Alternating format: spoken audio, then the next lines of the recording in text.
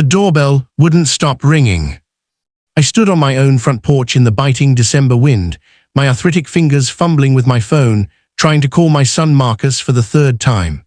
Through the frosted window, I could see the blurred shapes of the Christmas tree lights I'd strung up myself just 2 days ago, red and gold, Marcus's favorite colors since he was 7 years old. My breath came out in white puffs as I pressed the call button again. Voicemail again. It was Christmas morning, 6:47 a.m., and I'd been locked out of my own house. Let me back up. My name is Gerald Patterson, I'm 73 years old, and until yesterday, I thought I was doing my son and his wife the biggest favor of their lives. 6 months ago, when Marcus called me in tears saying they were being evicted from their apartment, that his hours had been cut, that Jennifer was pregnant, and they had nowhere to go, well, what was I supposed to do? Say no.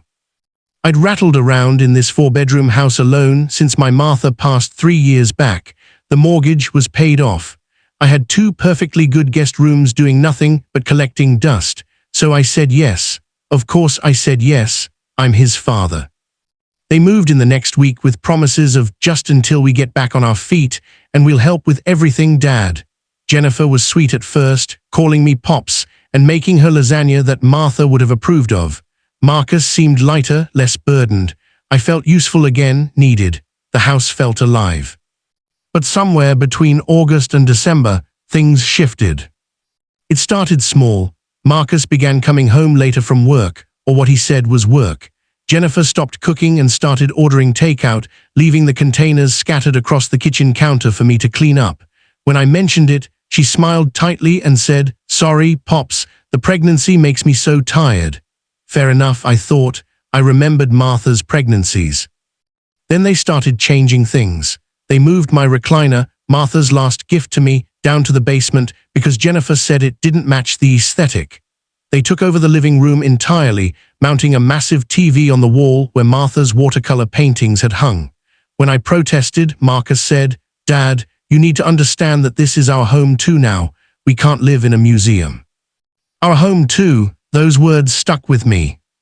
By December, I was essentially living as a guest in the house I'd owned for 42 years. I spent most of my time in my bedroom or the small den they'd allowed me to keep. They'd asked me to be quieter in the mornings because they liked to sleep in. They'd rolled their eyes when I wanted to watch my old westerns. They'd groaned when I suggested we volunteer at the church Christmas dinner like Martha, and I always had.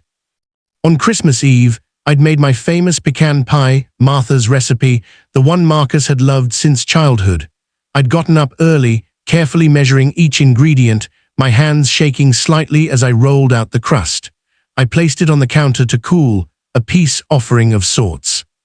That evening, when I came downstairs, the pie was gone. "Oh," Jennifer said, barely looking up from her phone, "we gave it to the neighbors. They brought over cookies last week, and we needed to reciprocate."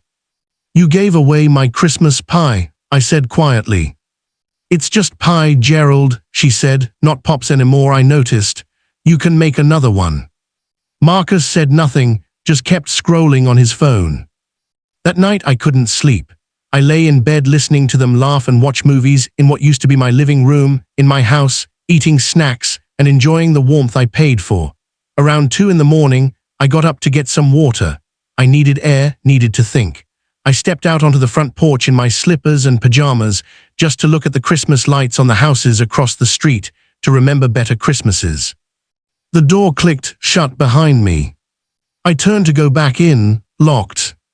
I knocked, no answer. I knocked louder, nothing. I called Marcus's phone. It rang inside somewhere deep in the house. I called again and again. That's when I realized they'd gone to bed and hadn't noticed or cared that I was outside. For hours I sat on my own porch in 30-degree weather, wrapped in the doormat, shivering. I watched the sky turn from black to gray to the pale pink of dawn.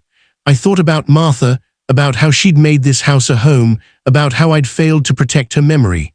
I thought about Marcus as a boy, how he'd hug me and say, "You're the best dad ever." When had that boy become this man? At 6:47 a.m., nearly 5 hours after I'd been locked out on Christmas morning, I called my lawyer. "Milton," I said, my voice hoarse from the cold, I need to know my rights. Can I evict family members from my home? By noon, I had my answer. By 12:30, I was warming up at the diner downtown, eating coffee and eggs with Milton while he explained the process. By 2 p.m., I was at the police station getting the locks changed with an officer present, legal 30-day eviction notices in hand. When Marcus and Jennifer woke up at 3 in the afternoon on Christmas Day and came downstairs, they found me sitting in my reclaimed recliner, returned from the basement. The new locks gleamed on the doors. "Dad," Marcus said, confused, "what's going on? Where were you this morning?" "I was on the porch," I said calmly, "for 5 hours, locked out of my own home on Christmas morning while you two slept." Jennifer's face flushed. "We didn't know." "You didn't check," I interrupted. "You didn't wonder. You didn't care." I stood up, my knees protesting, and handed them each an envelope. "This is your 30-day notice to vacate. You're being evicted."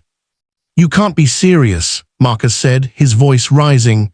"Dad, we have nowhere to go. Jennifer's pregnant." "You should have thought of that before you turned my home into your hotel," I said. "Before you erased your mother's memory from these walls. Before you left your father outside in the cold on Christmas." Over the next hour, they cycled through every emotion: anger, bargaining, crying, threats. Jennifer called me cruel. Marcus said I was a bitter old man who couldn't stand seeing them happy, but I stood firm, with Milton on speed dial. The story spread through our small town quickly. Some people thought I was heartless, but others, many others, reached out to me. They told me their own stories of being taken advantage of by family, of losing themselves in their own homes. My neighbor, Mrs. Chen, brought me soup and said, "Good for you, Gerald, good for you." Marcus and Jennifer moved out 2 weeks later, not speaking to me. They found an apartment, smaller than they wanted, but manageable. Marcus got a second job. Jennifer's parents helped with the baby furniture. And me, I'm here in my house, sitting in Martha's recliner under her watercolor paintings. My pecan pie is cooling on the counter.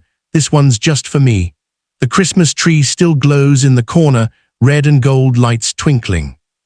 My phone rings sometimes. Usually it's Marcus ready to yell, but last week it was different. "Dad," he said quietly, "Jennifer had the baby, a girl. We named her Martha." I closed my eyes. "That's wonderful, son." "I'm sorry," he whispered, "for everything. We got so comfortable that we forgot. We forgot it wasn't ours. We forgot to be grateful." I don't know what happens next. Maybe we'll rebuild. Maybe that little girl named Martha will help us find our way back to each other. But I do know this: I will never again apologize for demanding respect in my own home, for honoring my wife's memory, or for refusing to freeze in the cold while others enjoy the warmth I've provided. Sometimes love means saying no. Sometimes it means changing the locks.